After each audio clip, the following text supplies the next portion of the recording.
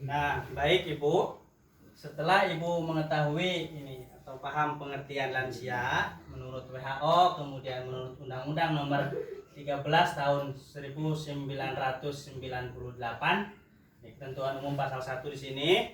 Nah, terkait PKH, bantuan PKH ya Bu, untuk saat ini itu yang mendapatkan bantuan PKH dari lansia itu dari umur 70 tahun ke atas. Dari di sini sudah sebutkan ini. Catatan lansia yang mendapatkan bantuan PKH yaitu usia 70 tahun ke atas. Paham ya, Bu? Oke. Kemudian untuk pertemuan ini kita tidak hanya membahas untuk yang usia 70 tahun ke atas, tapi semua usia, atau kita akan membahas lansia tanpa ada batasan usia ya Bu. Berarti kalau menurut WHO kita akan membahas yang namanya lansia, entah itu dari umur 60 ke atas di sini. Tidak hanya membahas yang 70 tahun ke atas. Ibu. Nah, kira-kira lansia itu perlu diperhatikan apa enggak sih Bu? Perlu ya Bu. Oke. Mengapa lansia perlu diperhatikan? Kenapa Ibu? Karena aktivitasnya sudah lemah ya, terbatas. Oke, aktivitasnya sudah lemah, terbatas. Ada lagi Ibu? Karena kasihan. Karena kasihan, betul sekali. Karena sudah tua ya Bu, kasihan itu harus diperhatikan. Ada lagi Ibu, silakan. Ada lagi? Tidak ada? Apa ada lagi Ibu? Tidak bisa apa-apa. Karena sudah tidak bisa apa-apa. Mantap sekali Ibu. Oke, kita tepuk mantul untuk ibu-ibu semua ya Bu. Oke, siap? Tepuk mantul. Mantul, mantul. Mantul, mantul. Mantap betul. Oke, terima kasih Ibu atas jawabannya. Nah, tadi yang Ibu sampaikan atau Ibu jawab itu memang betul. Tadi sudah terbatas kemampuannya, sudah kasihan ya Bu, sudah tua, sudah tidak bisa apa-apa. Baik, oke. Untuk lebih jelasnya Ibu, perhatikan di sini ke flip chart ini. Mengapa harus peduli kepada lansia? Ini yang pertama. Amanat Undang-Undang Nomor 13 Tahun 1998 tentang kesejahteraan lansia memiliki hak yang sama dalam kehidupan bermasyarakat, berbangsa, dan bernegara. Nah, di sini lansia itu memiliki hak yang sama dengan yang lainnya ya Bu. Tentang hak Ibu sudah paham ya Bu? Sudah pernah kita bahas, Ibu masih paham.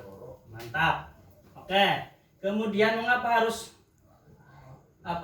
peduli kepada lansia? Jumlah lansia, ini yang kedua ya Bu, jumlah lansia yang terlantar meningkat. Kalau tidak diperhatikan, otomatis lansia semakin bertambah yang terlantarnya, begitu. Dan itu haknya otomatis tidak terpenuhi ya Bu. Kemudian yang ketiga, poin yang ketiga, dalam data Kemensos tahun 2015 dari 16 juta lansia tersebut, sedikitnya ada 2,8 juta lansia yang terlantar dan ada 4,6 juta lansia yang potensial terlantar. Jadi jumlahnya banyak ya Bu. Maka lansia itu perlu diperhatikan. Kemudian Ibu, mengapa perlu diperhatikan? Data menyebutkan lansia mengalami kekerasan dan penelantaran. Kekerasan sudah paham ya Bu? Penelantaran juga paham ya, sudah. Alhamdulillah masih ingat berarti.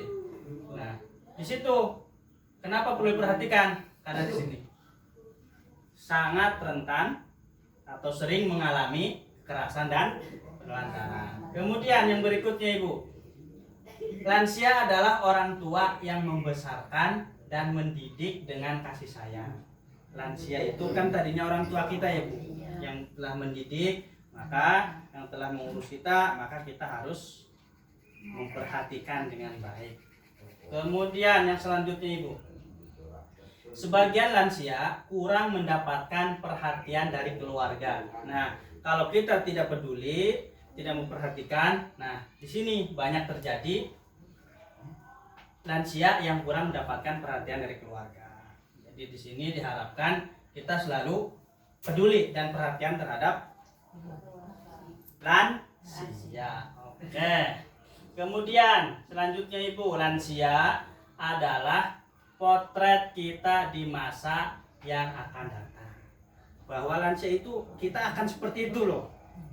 Kita akan menjadi lansia, sehingga kita harus peduli supaya kita juga mendapatkan kasih sayang oleh anak-anak kita kelak. Seperti itu Ibu. Kemudian kenapa kita harus peduli dan memperhatikan lansia? Sini. Panti lansia atau panti jompo itu terbatas. Sehingga kalau tidak diperhatikan, tidak peduli terhadap lansia, nanti panti lansia atau jompo ini tidak bisa menampung karena banyaknya. Akhirnya banyak yang terlantar.